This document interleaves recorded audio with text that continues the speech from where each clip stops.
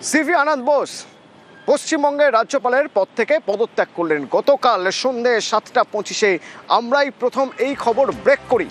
আমরাই প্রথম জানাই যে পদত্যাগ করেছেন, রাজ্যপালের পদ থেকে পদত্যাগ করেছেন সিভি আনন্দ বোস। 2022-এর 23শে নভেম্বর রাজ্যপালের দায়িত্ব নিয়েছিলেন এবং মেয়াদ শেষ হতে এখনো দেরি ছিল। তার আগেই পদত্যাগ, যা রাষ্ট্রপতি যে পদত্যাগপত্র গ্রহণও করেছেন। গতকাল সন্ধে 7:25 এডিটর ইস্ট বিশ্ব মজুমদার এই খবর ব্রেক করেন। কি বলেছিলেন তখন শোনাবো একবার।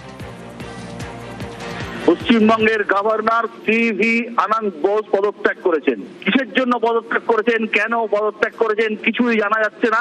রাজনৈতিক মহলে নানা রকম জল্পনা শোনা যাচ্ছে, নানা রকম কল্পনা শোনা যাচ্ছে, কিন্তু এখনো পর্যন্ত স্পষ্ট নয়, এখনো পর্যন্ত পরিষ্কার নয় কি কারণে সিভি আনন্দ বোস পদত্যাগ করলেন। প্রসঙ্গটা বলে রাখি, 3 বছর মতো হয়েছে সিভি আনন্দ বোসের পশ্চিমবঙ্গে গভর্নর পদে।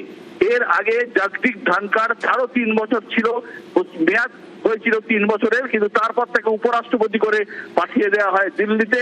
কিন্তু উপরাষ্ট্রপতি পদেও তিনি বেশি দিন থাকতে পারেননি, তিনিও পদত্যাগ করে চলে যান। এবার সিভি আনন্দ বোস তিনিও কিন্তু পশ্চিমবঙ্গের গভর্নর পদ থেকে পদত্যাগ করলেন। পশ্চিমবঙ্গের রাজ্যপাল হতে চলেছেন তামিলনাড়ুর রাজ্যপাল RN রবি। তিনি একজন রিটায়ার্ড IPS অফিসার। তিনি হতে চলেছেন পশ্চিমবঙ্গের নতুন রাজ্যপাল এবং তাকে নিয়ে চরম বিতর্ক রয়েছে তামিলনাড়ুতে।